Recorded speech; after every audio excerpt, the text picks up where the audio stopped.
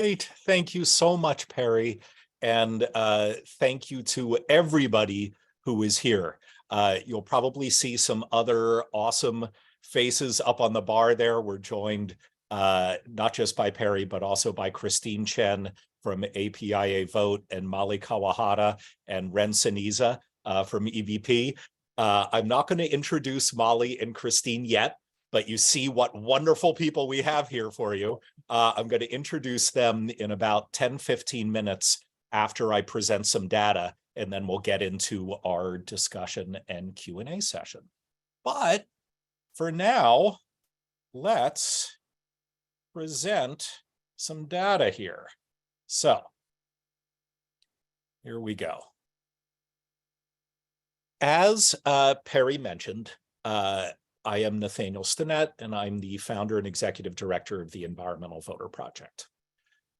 What we are going to be going over this evening is first a very, very quick introduction to EVP. And when I say very quick, I mean really, really quick. If you're here tonight to learn more about the Environmental Voter Project, thank you, but you're only going to get a teeny, like appetizer-sized bite of what we're about.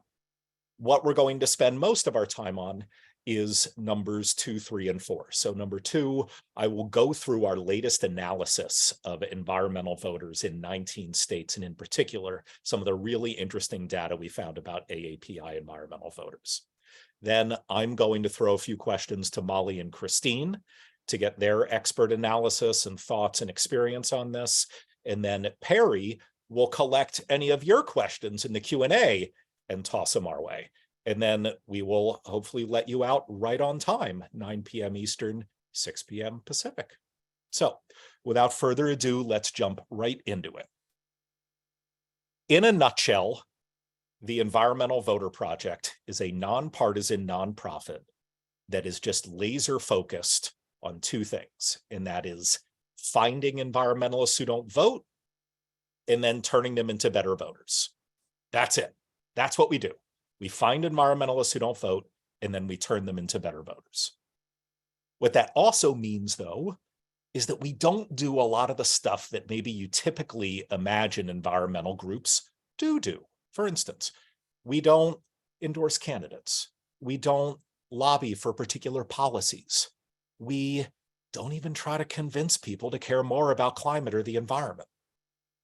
As odd as that might sound. A good way to think of us is we're not even in the mind-changing business at all. Instead, we're solely in the behavior-changing business. What we try to do is find the people who care so deeply about climate and environment that it's their #1 priority, yet they're not voting.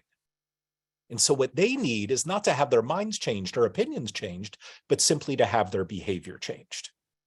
And very briefly, it's a 4-step process. First, we work with data scientists to build what's called predictive models. And I'm not going to go into an enormous amount of detail on this, but because this speaks to some of the data that we're going to present today, I am going to go into a little bit.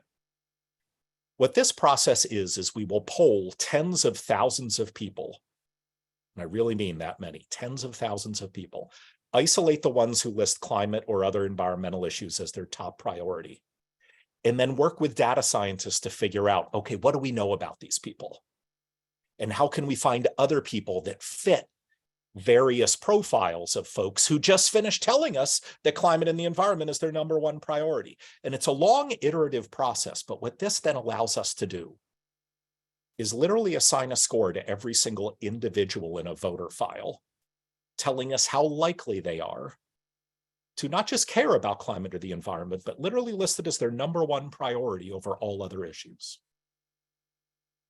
And this is a frighteningly accurate way to individually target voters. This is not something that the Environmental Voter Project has a monopoly on. This is now how sophisticated political campaigns individually target voters. All right, then once we found these super environmentalists, we get rid of the ones who already vote, right? They don't need a behavioral intervention. Then we go to step 2, mobilization. We've got over 6,000 volunteers around the country who canvass and call and mail and send postcards, and we also send digital ads to these people.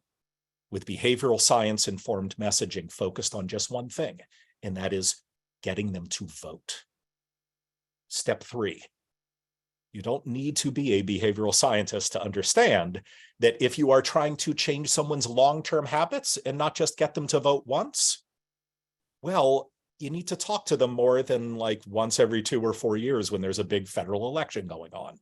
And so what we do at EVP is we also use every election, no matter how small, as a precious behavioral intervention opportunity to build these super environmentalists into consistent voters so that ultimately on step 4, we can start changing the electorate. Because what we know is that even in this hyper-partisan moment in time, there is still one thing that unites all Democrats and Republicans, and that is, boy, do they all like winning elections. They love to win elections, and nothing motivates a politician more than the prospect of winning or losing an election. And so if we can dramatically increase the number of environmentalists who vote, not the ones who don't vote, but the ones who actually vote, well, that will start changing not only who gets elected, but it will start changing the amount of political capital our elected officials feel like they can spend on these matters. Because the brutal arithmetic of democracy is that politicians have to go where the votes are. They have to go where the votes are, or they don't get to be politicians for long. So this is what we do with the Environmental Voter Project. Just last year alone, we were active in, I think, over 300 elections. We probably boosted turnout in almost all of them. But what we know from randomized control trials is that we can prove that we were solely responsible for increasing turnout as much as 3.6 percentage points in statewide primaries, and as much as 1.8 percentage points over our control groups in statewide general elections last year. That's something we're very, very proud of. We also know that cumulatively, we have now spoken to over 9.5 million unique individual environmentalists since launching now almost 7 years ago, all of whom by definition were pretty awful voters, or we wouldn't have been talking to them. And we know that as of about 2 months ago, when we last checked voter files, almost 1.5 million of them had become such consistent voters that they had voted in their most recent federal election, their most recent state election, and their most recent local election. Such that even if you were running for dog catcher, you would look at the voter file and you'd say, oh man, that person's going to vote. We got to go and talk to them. This is the type of work that we do with the Environmental Voter Project. Okay, I told you that would be a short intro. That's it. If you want to find out more about the Environmental Voter Project's work, please go to environmentalvoter.org/about, and you can learn more. All right, now let's jump into the data here. When I told you about that first step, where we identified specific voters who had a very high likelihood of listing climate and the environment, not just as important, but as their literal #1 priority. Well, when we did our last round of research a few months ago, February, March, we started to notice some really interesting things about AAPI voters. So that's the data that I'm going to present to you now. But first, I just want to go through a little bit of methodology. I know no one gets too excited about methodology, but I think it's important for you to have this background information. First, these are the 19 states that are covered in this analysis. Why these states? These are the 19 states where the Environmental Voter Project works. We don't pay lots of money to build research in other states. And so these are the states that we have. Obviously, this does not include a lot of states with lots of environmentalists and lots of AAPI registered voters.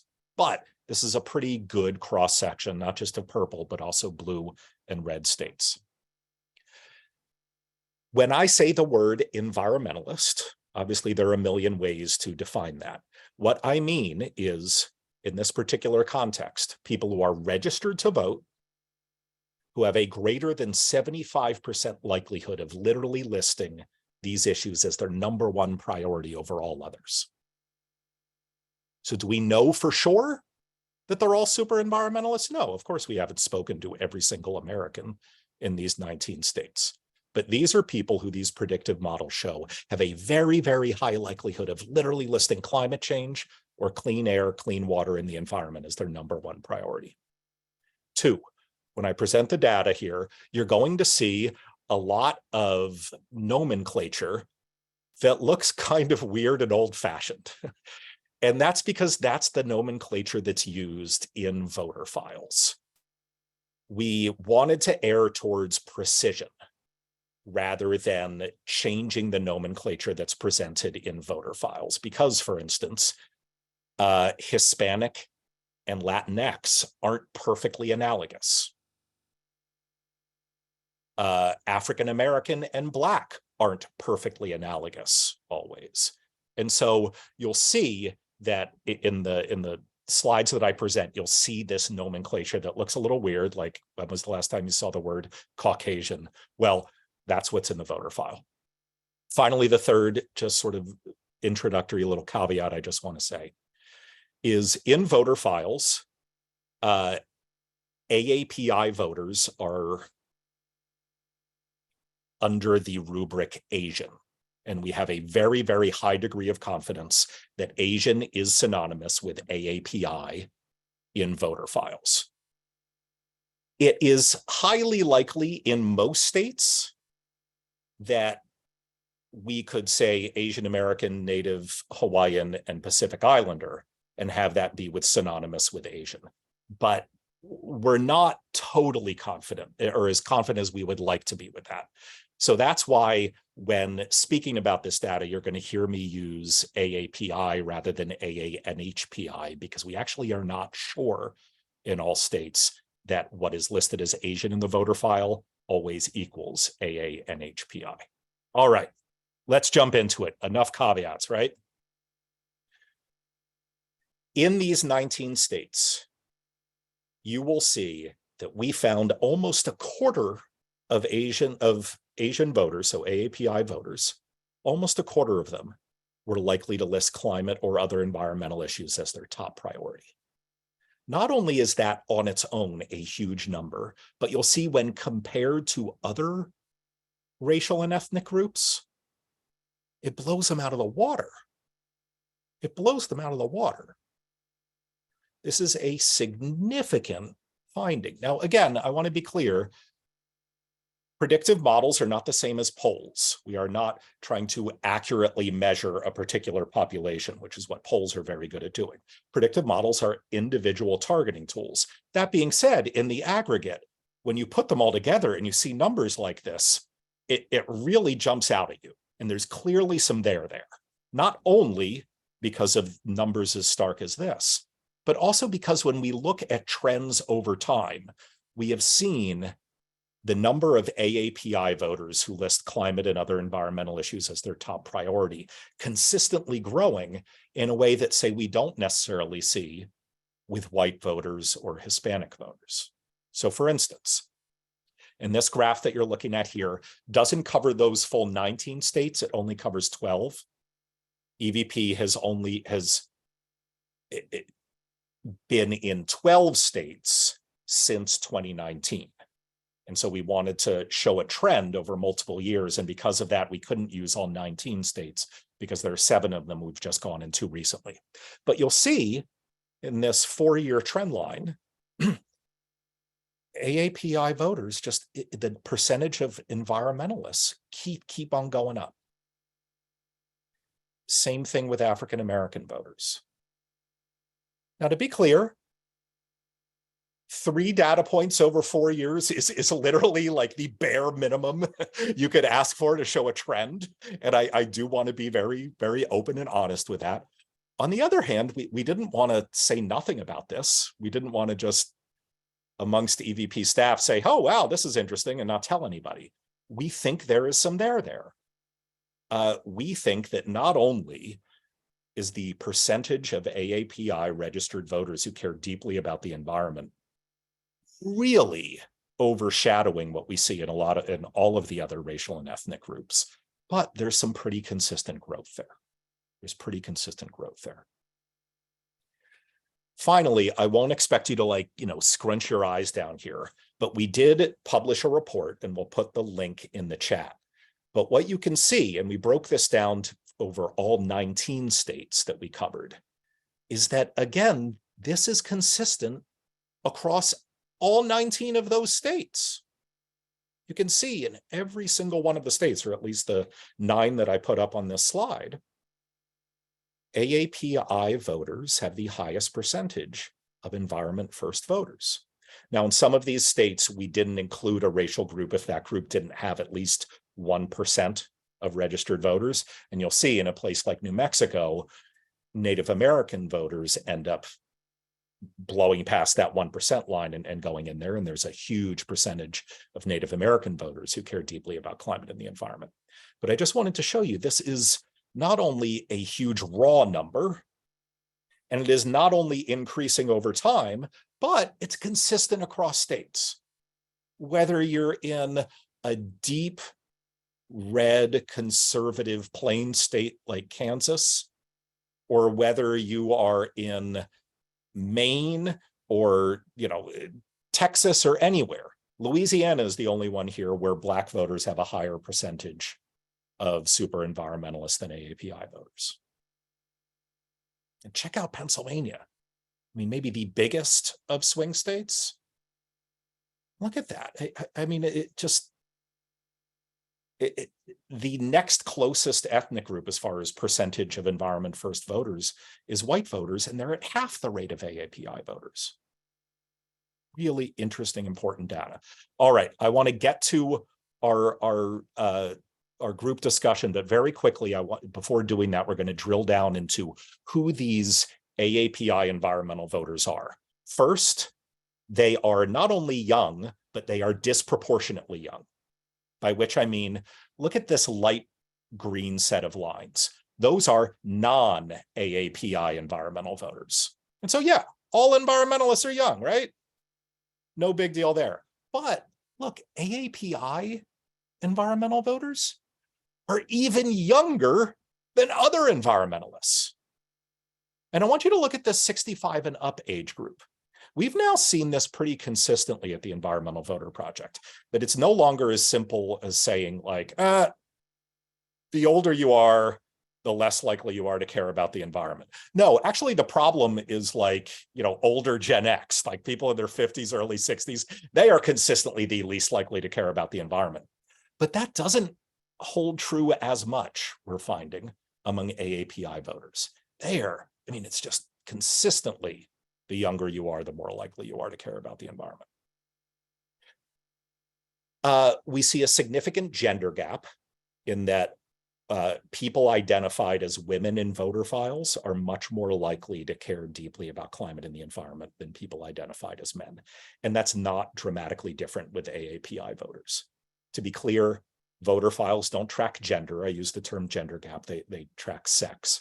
But that gap is there with AAPI environmental voters, but not any more or less so than we see among environmentalists overall. And then this is, I think, maybe the biggest, most important takeaway of who these people are. These AAPI environment first voters are less likely to vote than not just the baseline of registered voters here, but also non-AAPI environmental voters. Now, to be clear, I want to call this out. This is a graph where the bottom is not 0%. The bottom is 65%. We wanted to make this clearer than it would have looked if the bottom was 0%. But that's still a pretty big difference. Now, we're just looking at the 2020 presidential. But when we looked at 2018, when we looked at 2016, when we looked at states where we have data from 2022, we still see this. And so what are the main takeaways here? AAPI registered voters, we only looked at registered voters, have a much more who care deeply about climate and the environment. That over time. But 3, not just in the last presidential election, but we're seeing in some other federal elections, they are voting at lower rates, not just compared to the overall electorate, but also compared to non-AAPI environmentalists. So I think we need to pay extra special attention to the way that the environmental movement is changing and who makes up that environmental movement and what their voting behaviors are. Because for those of us who care deeply about building political power in the environmental movement, it sure as heck isn't like white dudes in their Patagonia quarter zips, like driving around in Priuses anymore. Like that is not what the face of the modern environmental movement looks like. And it's really, really important that we pay attention to this. All right. Now we're going to get in. Oh yeah, if you want more information on this, we did write a report that has much more info on it, and you can find that in the chat. All right. Now, it is my distinct pleasure to welcome some experts who know a lot more, not just about climate, but also about engaging and registering and mobilizing AANHPI voters than I do. And that is Christine Chen and Molly Kawahata. And so just very briefly, before I start throwing some questions at them and we start having our discussion, let me just introduce them a bit. So Christine Chen, who you'll see here, she's co-founder and executive director of Asian Pacific Islander American Vote, so APIAVote, whose mission is to work with local and state-based organizations to mobilize AAPI communities in electoral and civic engagement. And since 2007, they've been doing extraordinary work to build power in AAPI communities by investing in this capacity to engage and educate and register and mobilize voters. Please, Ren, while I'm saying all these wonderful things, put the link to APIAVote in the chat here. Previously, Christine was executive director of the Organization of Chinese Americans, and she also started the consulting firm of Strategic Alliances USA. She currently serves on the board of the Kennedy Center's Community Advisory Board and on the board of directors for the Center for Asian American Media. And so that's how amazing Christine is. But Molly is also amazing. Molly Kawahata is the founder of Systemic Impact Strategies. Previously, she served as a climate advisor in the White House during the Obama administration and was then a member of Google's energy team, where she helped launch the 24/7 carbon-free energy compact in partnership with the United Nations. She regularly does podcasts and keynote addresses and talks to help an array of audiences improve their communications and focus their work on systemic climate action. And I have saved the two best things for last. Molly is an accomplished alpine climber and was recently the subject of a Patagonia film that is awesome called The Scale of Hope. And you've got to go and see it. And finally, we are fortunate enough to have Molly as a member of the Environmental Voter Project's Board of Advisors, because Molly is the type of person who, if she even remotely likes what you're doing, she reaches out to you and says, hey, how can I help? And I was very fortunate to be on the other end of an outreach like that. All right, so Christine, Molly, thank you both for being here. Let's just jump right in. Christine, I want to start with you here. APIAVote does like so many awesome things. One of the awesome things that you all do is a survey, I think every 2 years, of Asian American voters. And I'm just curious, obviously you've seen a lot of really interesting data to come out of those surveys, but are there any trends in those surveys that you think might be relevant to the climate movement, or how AAPI political power is changing in general? You know, when you see some of this data that we've started to tease out, how does that resonate with you? Right. Well, thank you so much for really shining a light on the AAPI electorate. I think because of our survey, we've been conducting this since 2012, every 2 years in language. It's usually the first pre-election in language survey that's ever conducted. Every major election cycle. And you know what you're saying is actually what we've been saying for many cycles. It's just that folks had not been paying attention for the longest time. And that's why another reason why APIAVote invested in resources in creating the Asian American Voter Survey, because we were noticing that because we were missing from the polling data, we were not, there were no surveys. So there was like no hard data that the media, that the political parties and the candidates will actually focus on. And it was only when we were able to do that, then now I would say now we have actually a decade amount of data and trends that we can actually point to. I think we're very much aligned in terms of our mission, because APIAVote, right from the beginning, our idea was that we really wanted to create and embed a culture of civic engagement by utilizing trusted messengers and nonprofits, community-based organizations that are on the ground. Our community, as you noted, Asian American, Native Hawaiian, and Pacific Islanders are very, very diverse. So the trusted messengers are going to really vary at the local level. One thing before I start digging into the Asian American Voter Survey, one thing I want to note is really the changing demographics. We are the fastest growing ethnic and racial group. We increase in double digits in 49 states. Essentially every state except for Hawaii, where we're already a majority, right?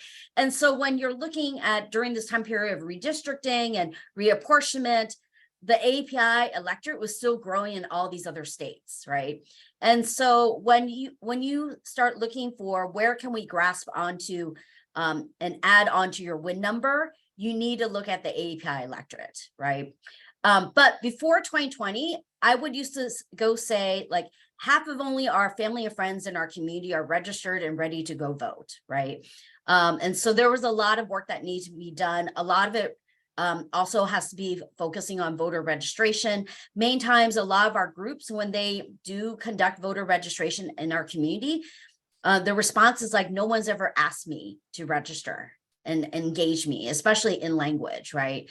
But in 2020, that also changed. We knew heading into 2020 that we had to prepare our nonprofits to get ready, not only for the presidential elections, but also for the 2020 census, since it's only once in 20 years that happens at the same time.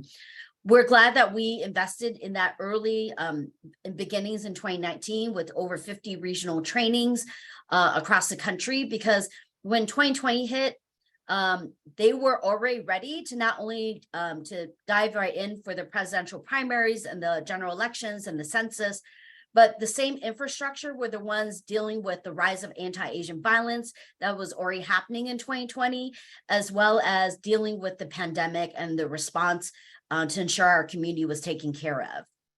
Because of all that interaction and ongoing engagement throughout 2020, I think we're also able to connect the dots of how decisions of local elected officials at the local, state, and federal level are impacting their daily lives. And so that actually helped in terms of people understanding why it was actually important to vote, because decisions were being made every day, right? So as a result, in 2020, we actually increased more over, 10 percentage points over than any other ethnic or racial community. That's essentially over a 47% increase over 2016. And what we're like holding our breath, but at the same time, we realized that as we headed into 2021, even in local elections in Virginia, New Jersey, there was still just as great momentum. In the midterm elections, we saw the same amount of energy in terms of turnout, and especially in comparison to 2018. We also knew that by looking at the voter files more recently, that the voters contacted by our multi-touch voter engagement strategy that was also in language, 75% turned out to vote, a 15% points higher than the national vote turnout rate of 60%. So it is about reaching out to those who are typically ignored and providing them in language outreach to actually be able to get them to turn out. Also, another key area is early voting. Even in our Asian American Voter Survey early on, and it also showed up in when we actually looked at the voter files afterwards, over 2/3 of our community opt to use early voting or mail-in ballots. That's the highest usage over all racial and ethnic communities as well. So when we're thinking about turnout, we have to start earlier. And this also makes sense because if you're limited English proficient, or this is your first time voter, having the opportunity to get a mail-in ballot, to sit at home with your family and friends to discuss what is on the ballot, it actually makes it more comfortable and easier for you to actually be able to opt in and actually utilize that. But we also know, like in places like Georgia or Texas, where they went ahead in 2022, instead of increasing accessibility, they made it harder for mail-in ballots and for early voting. And as a result, we also saw a shift of those, actually a decrease of early voters in those states, and then turning to same day, turnout. The other thing is, like, also in terms of when you're looking for new voters to add to your win, 2016, 14% were overall new voters in the general public, but it's 21% were Asian new voters. Same thing in 2020 is 12% for overall, but 21% of the Asian voters were also first-time voters. So it's really interesting to like see those type of trends that you're seeing there. Yeah. Now, Christine, a few times you've used the term in language, and both with your polling and with your outreach to voters. And I know that you spoke to me about some of the mailers that you send. Can you just give people an idea of, I mean, obviously you're not going to be able to list all of them, but when you talk about sending mailers in language to people and communicating to people in language, I'm not sure people understand the breadth of different languages that are spoken by significant populations of voters. And so could you just go through some of the languages that you not only poll in, but that you message in? So we were fortunate in 2022 that we were able to raise enough resources to reach 1 million households with translated mail. So what that meant was working with our local partners to identify what specific communities needed more language assistance, to translate the mailer. Usually each mailer had 2 different languages plus English, because as you noted, modeling in the voter files are not perfect. So what we typically would do is like an East Asian mailer, South Asian mailer, Southeast Asian mailer, Pacific Islander mailer, but to best guess what are the top languages that are needed. So as a result, we would, along with our partners, we actually created 33 different versions in 16 different languages, which went out to 18 different states to reach those 1 million households. Then with our local partners, they were able to utilize volunteers in language to be able to call, text bank, and also many times when the mail landed, we received thousands of phone calls on our 888 APIAVote hotline. So that's another reason why we know this works. And by focusing on lower propensity voters, those that are typically not being reached out, or new voters in our community, we know that they're seeking assistance to make sure that they understand what they need to do to ensure that their vote actually does count. And then in addition, we also did digital ads that were also translated, and we targeted those ads by geo-targeting in Asian grocery stores or different high propensity areas where we know that Asian voters are going to be visiting throughout that election season as well. Awesome. All right, I want to bring Molly in here. This is all like so exciting. So Molly, oftentimes, if you think of this as kind of like a pipeline, you've spent some time sort of closer towards the end of the pipeline. I know you've done work with AAPI Victory Fund, which is a PAC that endorses candidates and helps them win. And I'm curious if you've gotten to see how some of this political power and among AA and HPI voters is changing. I know that recently, I think you went to the to Georgia for some of the Senate runoffs. I just love to hear sort of what you've seen on the ground recently that may have been changing or may not be changing. Yeah, well, first off, thank you so much for having me. And the work of APIAVote and the Environmental Voter Project is so incredible and inspiring. So definitely check out APIAVote for anybody who's interested. So yes, the AAPI Victory Fund, we work to mobilize the ANHPI community across the country. And what we've seen is this really extraordinary influx of voters, thanks to people and organizations like APIAVote, who have been doing really great work on the ground in order to help empower folks with a voice. In Georgia, we have seen in the last 2 elections, the ANHPI community become the margin of victory in some of the most important races across the country. And the incredible thing about this is being on the ground in Georgia, we're having these conversations with voters who have said, I actually didn't realize how much these issues affect me. And I didn't realize how much power we have as a community in standing up together and becoming a collective voice. And that's what we've seen, is that there are issues that are really extraordinarily impacting everybody in the community. And the progress we're seeing on the policy side just gives this huge direct connection with the importance of voting in elections and just turning out environmental and ANHPI voters across the country. So seeing that enthusiasm on the ground in Georgia was a really, really exciting and inspiring thing. It's awesome. Awesome. So, one thing that I'm hearing from both of you is that this thing that popped up in our research, that at least among AAPI environmental voters, there was lower turnout than non-AAPI environmentalists, and certainly compared to all registered voters, that maybe that's not terribly surprising. And I think certainly one of the things that might be going on in the environmental movement is that AAPI voters are disproportionately young, even compared to other environmentalists. But there is other stuff going on there. And Molly, I'm going to want to come back to you in a second to talk about some climate related stuff. But I want to throw it to Christine first. Christine, I know that you spend some time dealing with voter suppression and ballot access issues.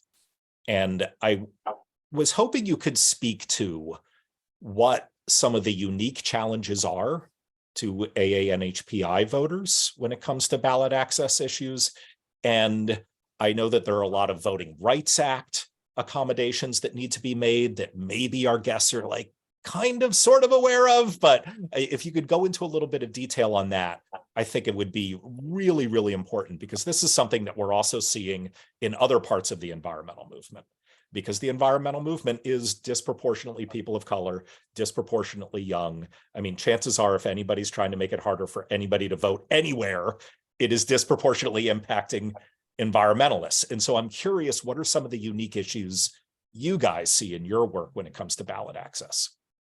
Right. So, language is very key for our community. If you want to turn out the space of a growing immigrant base electorate, we also had noted, I talked a lot about the mailers and about the importance of early voting and mail-in ballots.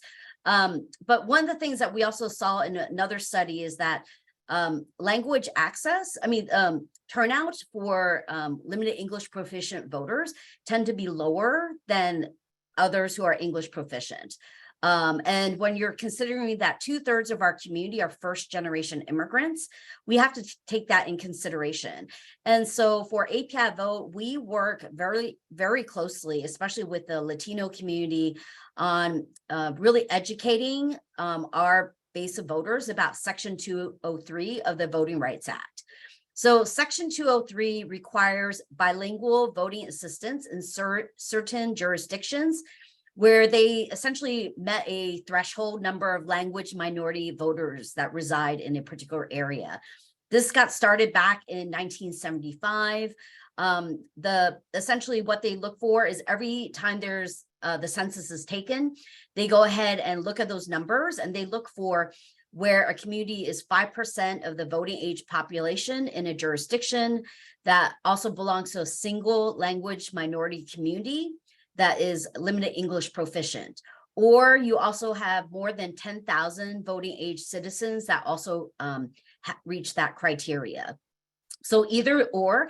So as a result, we know that like this election cycle, this 2020 census, 6 new areas were covered by Section 203. So for instance, in Maui, Hawaii, Filipinos actually have grown quite a bit in Hawaii. So now they have to provide language assistance there. In Texas, Dallas County, Vietnamese has been now included. Minnesota, first time, the Hmong community, the Hmong language is also being added on. But overall, there are now 14 states that have jurisdictions that have to cover an Asian language, a particular Asian language, and provide assistance. Now, the challenge is, one, with these new jurisdictions, always educating and making sure that they do the outreach properly the way they should be. Even those that were covered before, we know that we have to go back to them, and many of them are not necessarily doing the job that they should be. In addition, there's also another part of the Voting Rights Act, Section 208, where we also are trying to educate everyone that since 1982, this section actually allows any voter to ask any family member, friend, or neighbor to help them vote during all steps of the process, someone that they trust, as long as it's not their employer or their union who's providing the assistance. So a lot of people do not know that this is one of their basic rights that they have as a voter. And so the challenge is, how can we make sure that these voter, the poll workers are trained properly, maybe to make sure that we have more individuals that are from the community also volunteering as poll workers, who also understands the importance of Section 203 and 203 and 208 to make sure that they don't get pushed away. Because many times when we get the 888 APIAVote hotline, we get calls because people are saying, well, I try to bring a family member, but they won't let me. And what is law many times is not necessarily being implemented correctly. Right. It's such an important thing that I am so glad that you can speak to it in a way that I can't, because I think,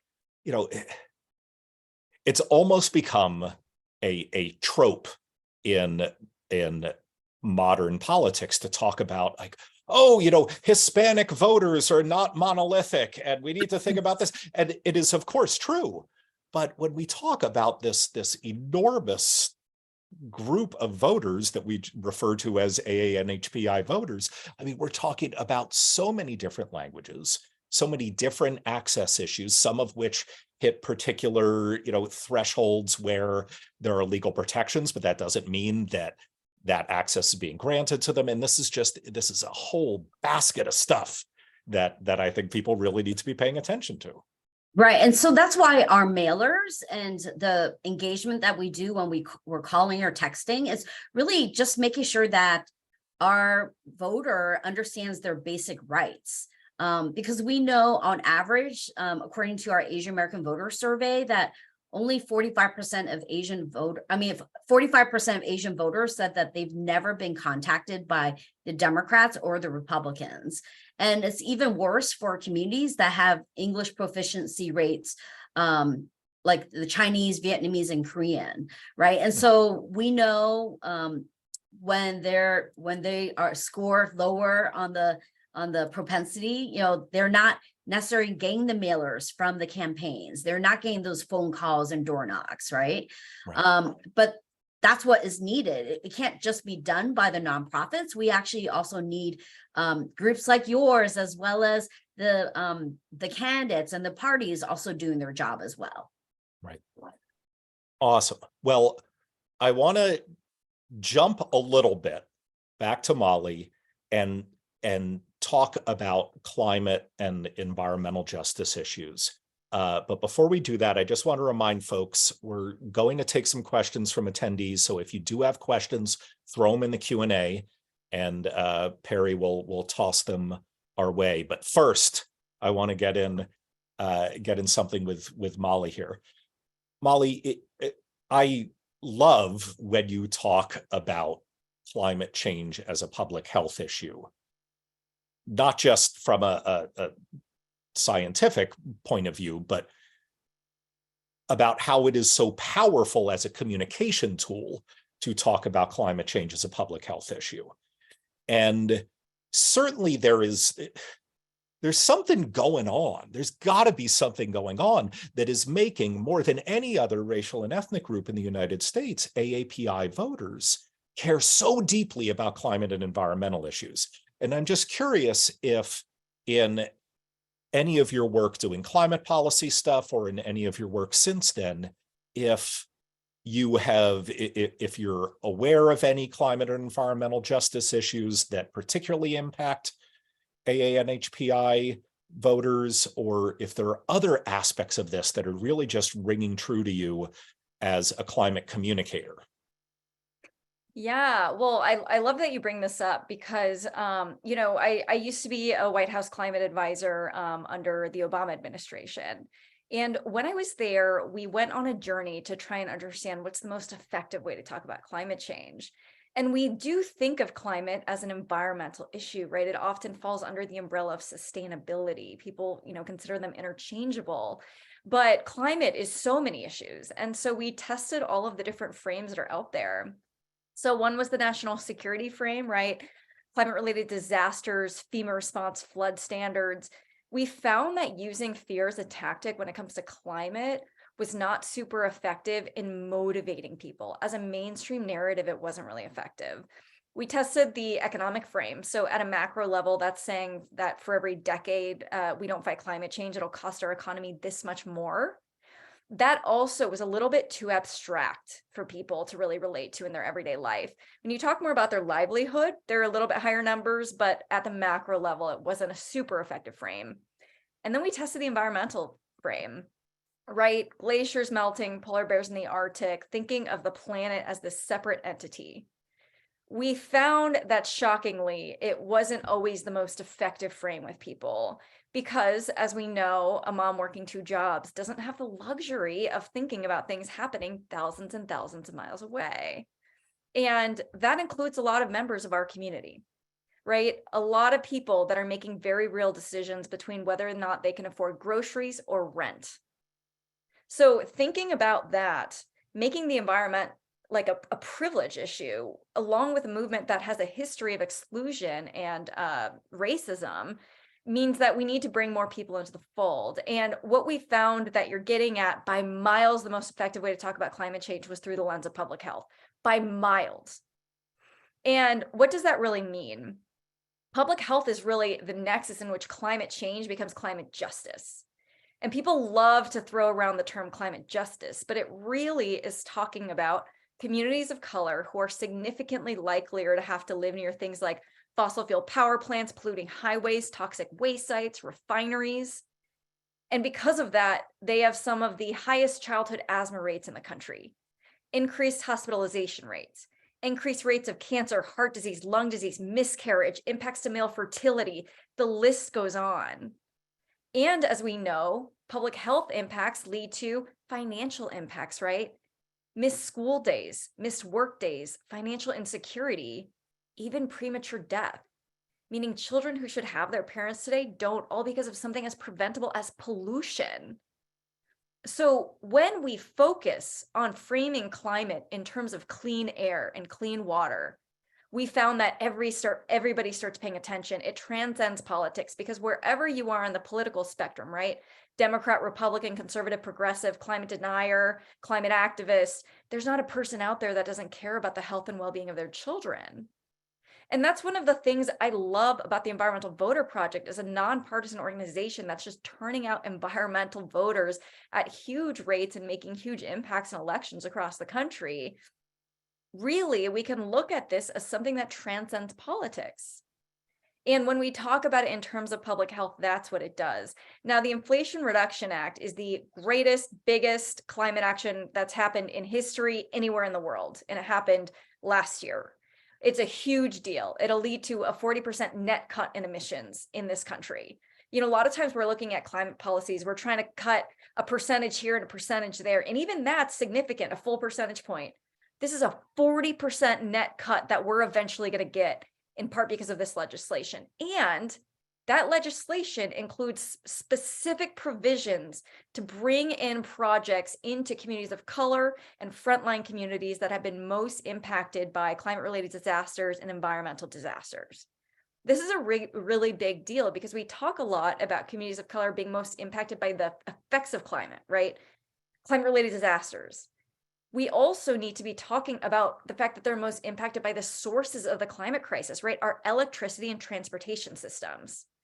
Climate change impacts public health in really serious, really real ways. And that's why we are seeing an increased rate of voters. And the fact that the A and HPI community is starting to speak up on the fact that this is an issue that matters to them in a really profound way and affects them personally. And we can look at the work being done from groups like the Asian Pacific Environmental Network, APEN, a really great group in Oakland, California, which works with organizers on the ground in Richmond, California, which are forced to live behind the Chevron refinery. And because of that, have some of the highest asthma rates in the country. And by the way, Richmond in the East Bay is where my family actually moved after they were forced imprisonment during World War II for being Japanese American. They actually relocated there. So the pollution that you can see in that community is something that we all need to be paying more attention to in communities like that. And in addition, as a mainstream narrative, it's extraordinarily effective. So climate change and public health is the most effective way we can talk about this. And that's where we should be focusing our efforts.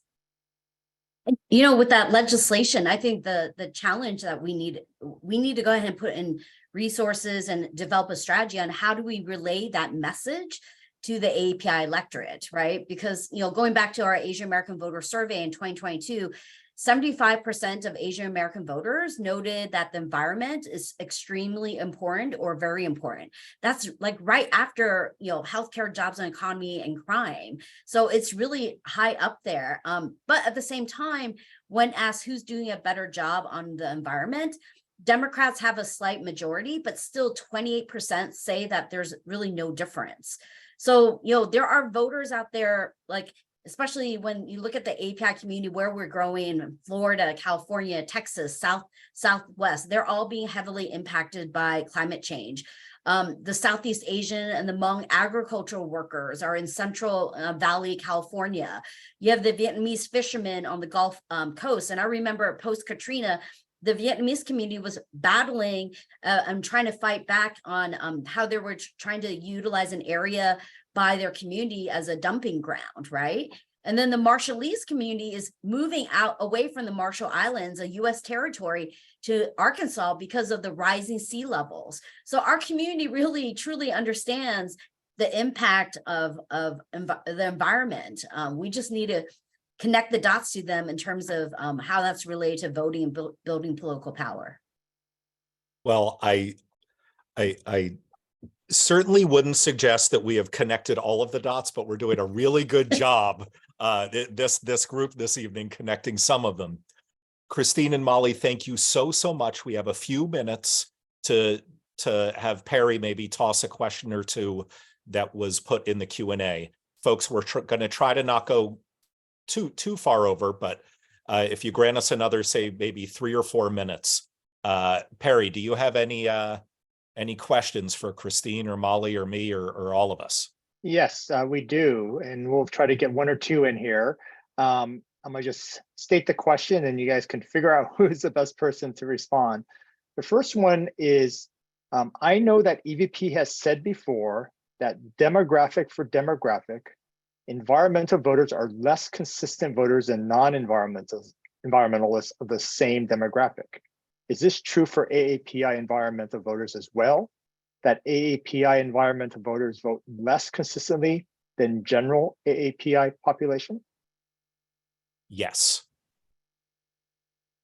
How's that for a quick answer? I love that.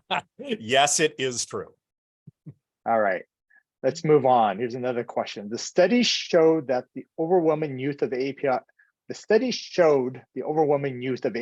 voters. Are there ways to empower and support these younger AAPI voters to educate their older, non-voting family members? Do you have resources and conversation starters and guides, preferably bilingual, both for the younger gens who don't speak their heritage language and in language, for the older generation who aren't fluent in English, and the non-fluent youth can know what it is they're saying? Christine, you want to take a crack at that? Yeah, so I think the general idea is that people think that our elders are the ones who need the most help, but in reality, when you look at the numbers, it's still the younger voters that need to be motivated to actually register and turn out to vote. But at the same time, we always welcome engagement, and a lot of our strategies, whether it's from the community or through our ambassador program, where we work with college students and API-centered college networks to actually get them trained and to actually implement their own voter engagement program.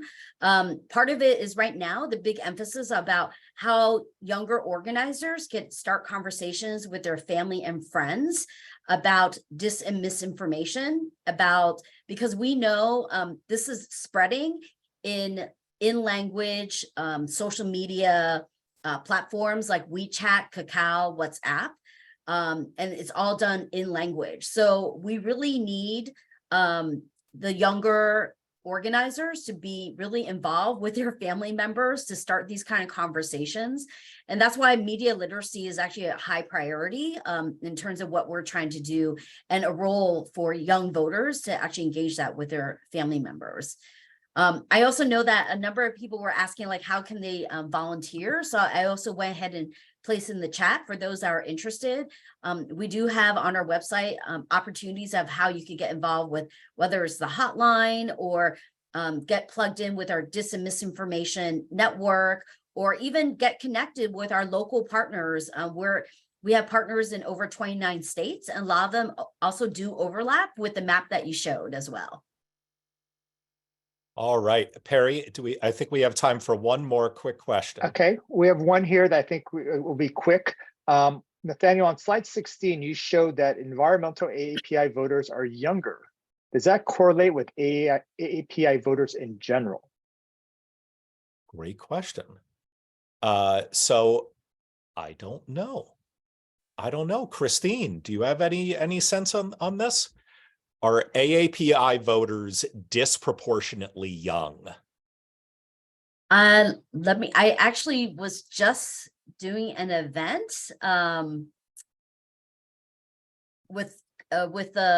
in higher ed, and we just pulled this up from the Pew Research Center. Yep. I mean, overall, they just said that the Asian population in the US has a median age of 34, slightly lower than the nation's median average of 38.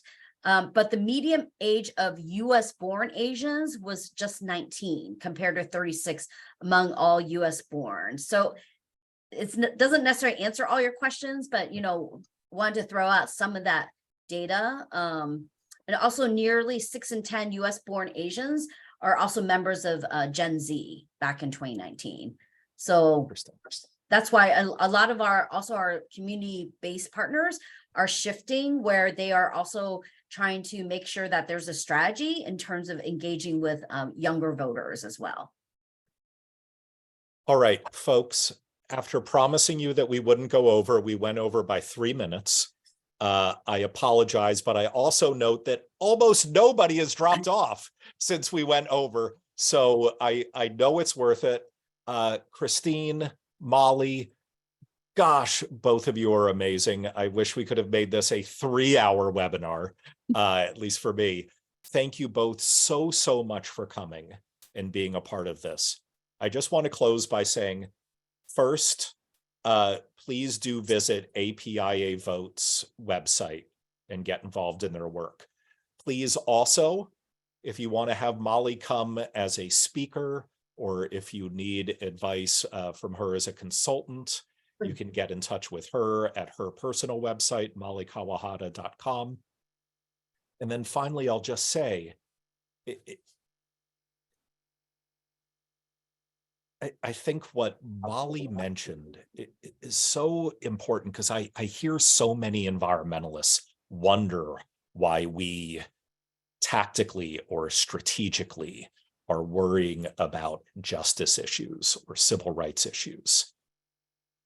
And even if you are someone who doesn't want to think about those things, and you are only focused on tactics and getting power, the simple truth of the matter is that the entire fossil fuel economy is built on a foundation of systemic racism. Like it couldn't exist unless they put all this poisonous stuff somewhere, and they ain't putting it in like lily white suburbs. Like they're just not. And I think it's just so important to recognize how that not only creates these disproportionate impacts on particular communities, but then layered on top of that is a lot of the stuff that Christine was bringing up, is that we also have a 50-state patchwork of elections laws that adds to the burden of particular communities in exercising their rights to vote and exercising other rights that they have under the law. And so this is something that hopefully people should care about just as good human beings. But even if all you care about is growing the power of the environmental movement, these now need to be your fights. Climate justice, environmental justice, messaging around environmental issues as public health issues, ballot access issues, growing the power of AA and HPI voters. So please go visit APIAVote and get involved in their work. Please follow Molly. She is a superstar. You don't need me to tell you that anymore because you just saw it yourself. Christine is a superstar as well, but support her organization as well as her. And thank you, everybody. Thank you, Perry, for helping us through this. Thank you, Ren. And thank you all of you for spending your time with us today. If you have any further questions, please email them to info@environmentalvoter.org. I see people raising their hands right now, and we'll try to get them answered for you. All right.